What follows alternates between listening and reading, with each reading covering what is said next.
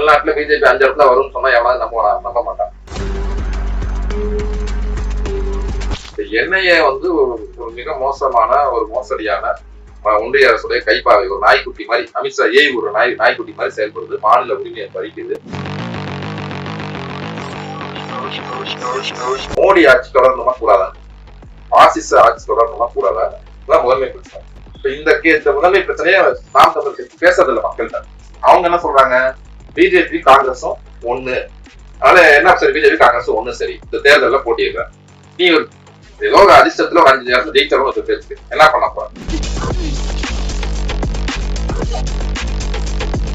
இந்த இடத்துல பிஜேபி தான் முதன்மை எதிரி அப்படின்னு சொல்ற இடத்துல 2 அணி தான் இருக்கு.